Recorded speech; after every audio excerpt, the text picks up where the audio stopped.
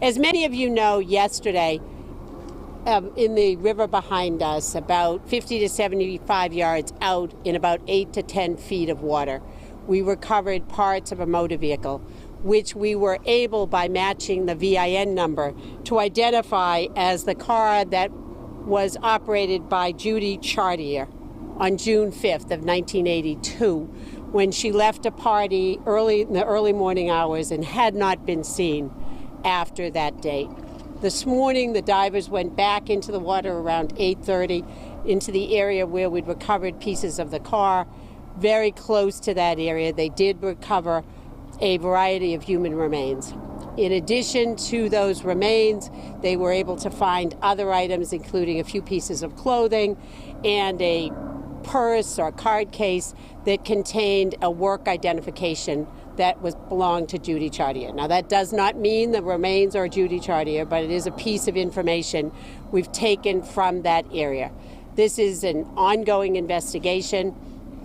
We will be going back into the water in the upcoming days.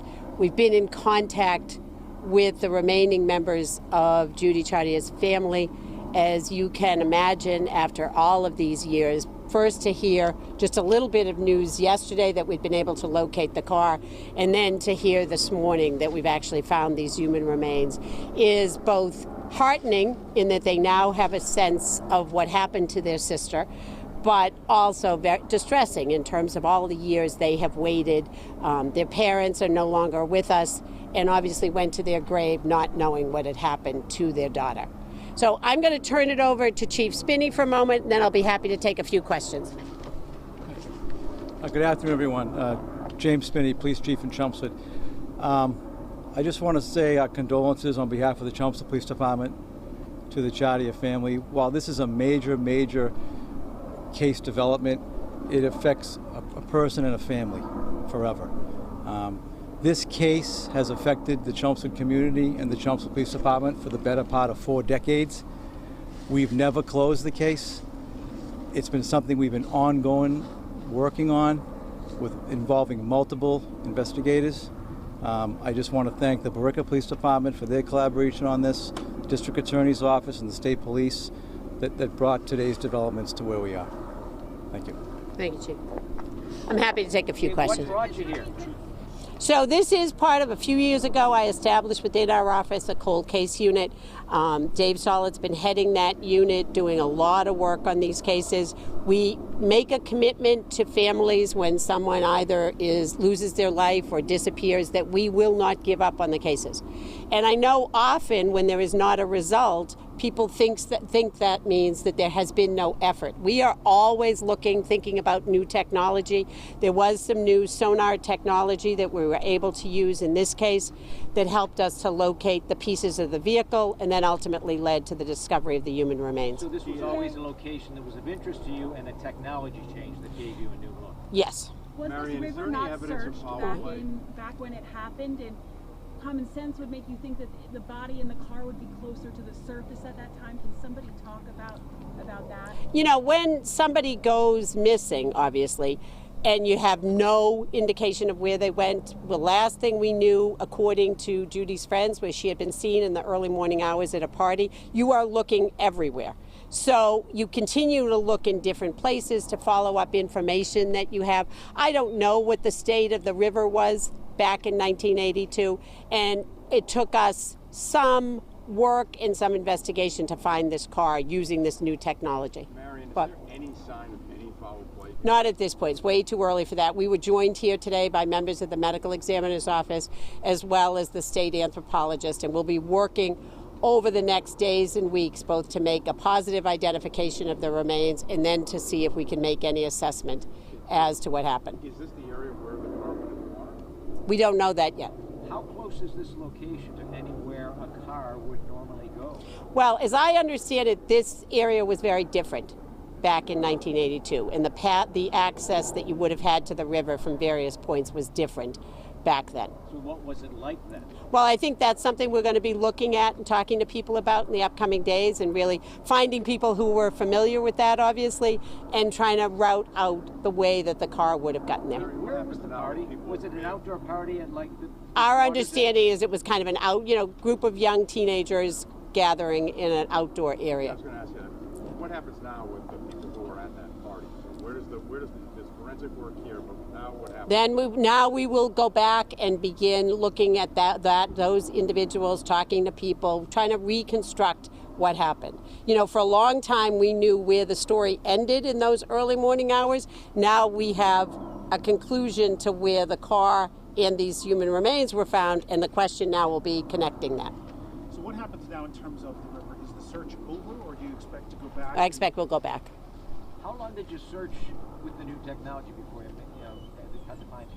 The divers were here. It takes a lot of work before you go in. The river here is very murky. There's a lot of vegetation. It's not like going into a swimming pool. It's a difficult area to search. So there was a lot of preparation done. The divers went in yesterday. They found those pieces of the vehicle. They went in again. You can only search because of sort of the debris and the vegetation. You can only search for so long before it becomes too murky to continue the search. They did that yesterday. They went back in this morning. Was it close to where the party was, or where a person would park closest to the party? We're still looking at that and as I said, trying to figure out exactly where people were, exactly what access points there would have been back in 1982. What's the general area of all that activity? I don't know that we even can say that yet. Yeah. Marian, was there like evidence or testimony or some information that renewed this search in this river?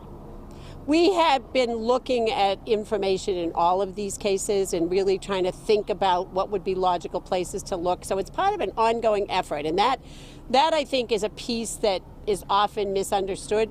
For one thing that we are able to do, there's often hours and days of work that's gone into, is that a viable place to go and look for something? There wasn't a witness that came forward and said you need to. We have no new evidence of that sort that led us here.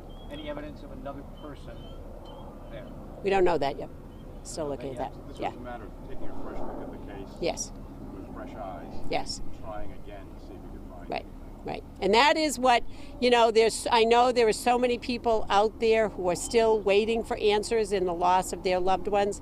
And again, we do not forget, and we never let up on our commitment to bringing some closure to these incidents.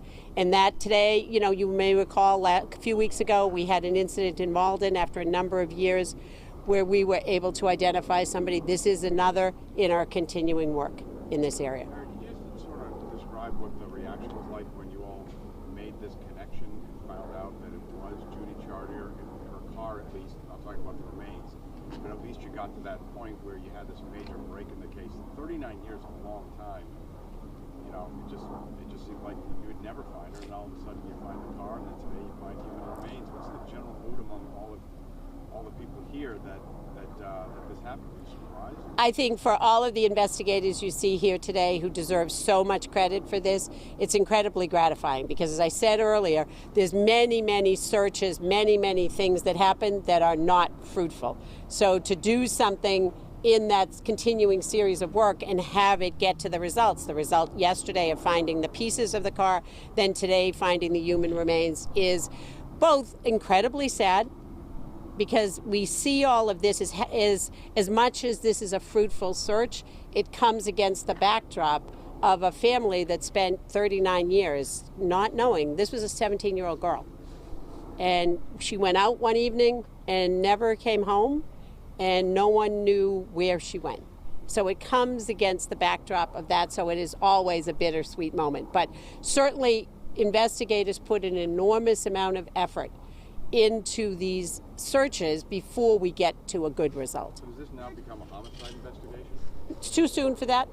We'll be waiting to see what information we're able to gather, both from the forensic anthropologist and from the medical examiner. The car is broken up. There's no whole car to take out, or even a large piece of the car. There are pieces. It is not intact. And have you recovered any? Has been taken away yet, or no? We're in the process of doing all of that. So will you be also re-interviewing people who went to the party?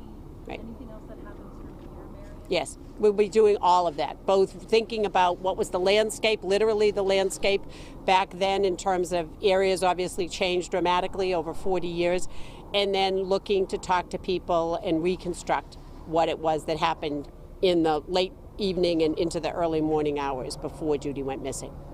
I know there are just so many missing person cases. I mean, I'm always trying to solve Right. all of them, and cold cases especially. Was this a resident-led effort? Were there people who knew Judy who said, please this, or somebody with the new technology who came forward? It's a combination of the partnership we have with law enforcement, where obviously police departments in their communities are always aware of people who've gone missing in cases. And as the chief said, know that those families are still continuing to look. The unit that I've created within the office is focused solely on those cases. And then we're always reevaluating information we have in the light of new technology. The ID you found, was it laminated? Yes. Okay, so Yes. you didn't find any evidence of any other notes or anything? I'm sorry? No other notes or anything you found in this stuff? Like written notes? We have some other items that we recovered that we're going to be looking at more closely. That was the piece that we were able to clearly see here under these conditions because it was laminated. Is there anything else you can share about the body, the condition of the body, or dental records to confirm? Yes, we will be using all of those opportunities to try to make a positive How identification. long do you think that might take? It will be a process. I mean, it's going to be, I would say, weeks and months, not days. Thank you.